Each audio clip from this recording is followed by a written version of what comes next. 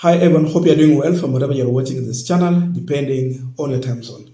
Now, the mess we are witnessing today at the Jomo Kenyatta International Airport and the other airport like Kisumu Airport, Moi International Airport in Mombasa is as a result of the failures of the former CS for Road, Transport and Infrastructure, Kipchumba Murkomen, not taking issues serious. If there is anyone who oversaw the deal between JKIA and Adani group holding, then it is Kipchumba Murkomen. Remember, the deal was so much silent until when the Kisii Senator Onyonka came out to talk about this issue. Ilikuwa silent. It was sealed. So we only know about this when he talked about this issue and when he questioned at the Senate and when he went across the media houses talking about the same. So with this, there is a strike already. So the Kenya Airport Authority staff have a union organization which is under KOTU, and Franz Atwoli, as KOTU Secretary General, he went there also to address the issues that are being raised by the workers. And there is something Atwoli has exposed as far as Kipchumba Murkomen dealing with the Adani is concerned. And he is revealing that when this issue came out, he made a phone call to Kipchumba Murkomen to advise him as far as the workers' issues is concerned in the deal, so that there can be public participation, inform the workers on the same, second that they are moving on the same page. But Kipchumba Murkomen never picked Franz Atwoli's phone calls. Alipiga mara mingi, hakushika. But it was all about having address with the workers, inform the workers, have a public participation. So it confirmed that Kipchumba Murkomen avoided public participation.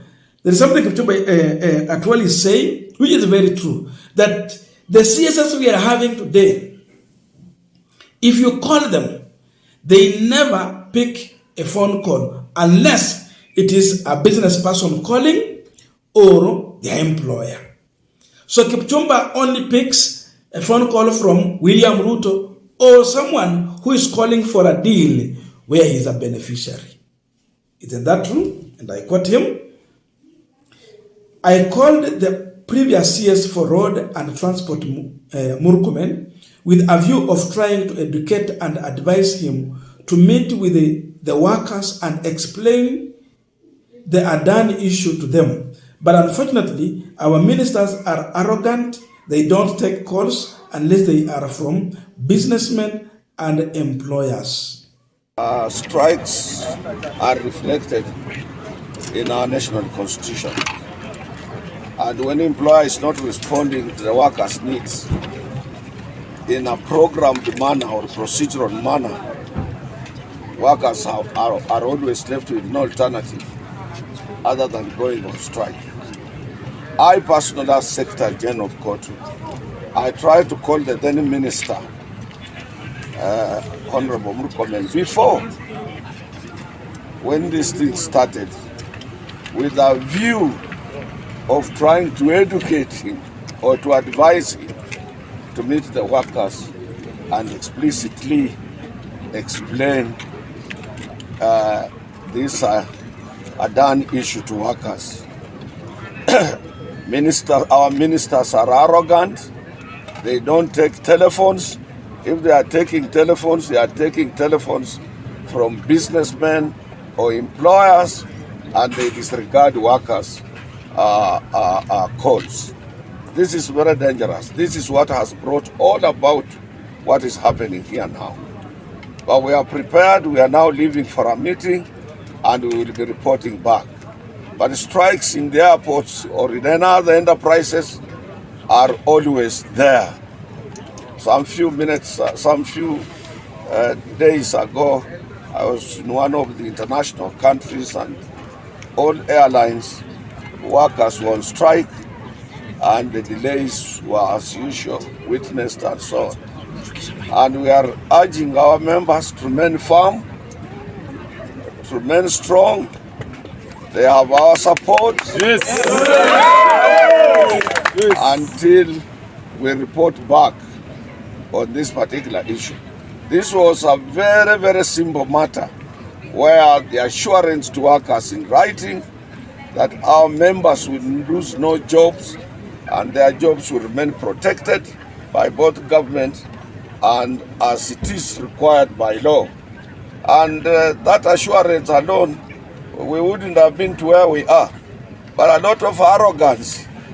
The Adani issue is as if it is exclusive to management alone and government. And we cannot allow that. We are part and parcel of employment arrangements and workers' arrangements in every sphere of our life. And I have explained to government that the mistake was from the ministry and those people who are handling this particular issue. We wouldn't have been where we are today if they would have convened earlier meeting with all concerned parties. They always say stakeholders. A worker is a stakeholder number one, and nobody holds a stake for a worker because our stake is owned by a worker. So they would have had a meeting with the workers' organization, which is well led, has proper leadership, structures, and agreed, explained to workers. Somebody would have made precedent. Now, as we conclude this discussion, just a quick request. For those who are watching and you are not a subscriber, please consider subscribing.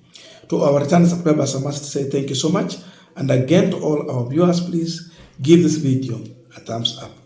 Thank you so much, and back to this discussion. Now, you have heard it from the man who is close to William Ruto, that CSS in this regime, they consider picking calls from businessmen and the employer.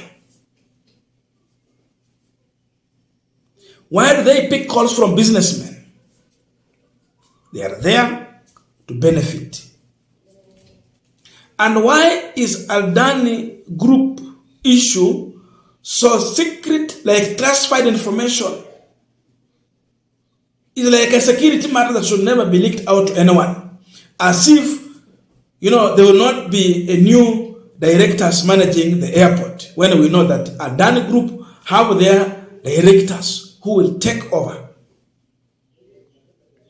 It was sealed, silent, because they were here to benefit, and their issues they don't want to disclose, since they are beneficiaries of this. I don't know how Ruto managed to bring Kipchumba back into sport when Kipchumba was the most CS that was protested against by all Kenyans. In fact, the firing of CSS, when it came to Kipchumba Murkomen, everyone celebrated, especially from Elgeyo Marakwet, Eldoret, kule nyumbani kwao. Yani Wasingishu celebrated Kipchumba Murkomen's firing. Elgeyo Marakwet, where Kipchumba Murkomen comes from, kule Iten, they celebrated. Akamrudisha hapa. So Ruto alirudisha Kipchumba because Kipchumba ni mtu wake wa mkono. They are the beneficiaries of all this. When they talk about Adani Group holding to have a permanent benefit or a permanent share of 18% even after 30 years. Yani kizazi chao, kile kizazi kingine, to the fourth generation, and another one, they will continue to benefit. So 18% itakuwa ni yao miaka yote. Wakufe wakue hai, vizazi vyao viendelee kufaidika. Who is behind this? Who is the real person behind this? Is it Adani, or Adani is holding breath for an individual in this country? A possibility of that. And that explains the loud silence in the agreement they're having between the Kenyan government and Adani holding groups. The loud silence explains a lot of things. It tells you the danger ahead. The individuals here who want to benefit. Unajua mambo ya the KQ, Kenya Airways. Shareholders ni watu hapa Kenya wengi. Watu wakubwa, those who have a say, they are the beneficiaries. They have shares. And why is it every time KQ has customers, but they are making losses every time? So that the state has to come in every time with billions of money to pump in to keep on it running. It wanauza Kenya. The same thing they did to KQ is the same thing they want to do to the Jomo Kenyatta International Airport.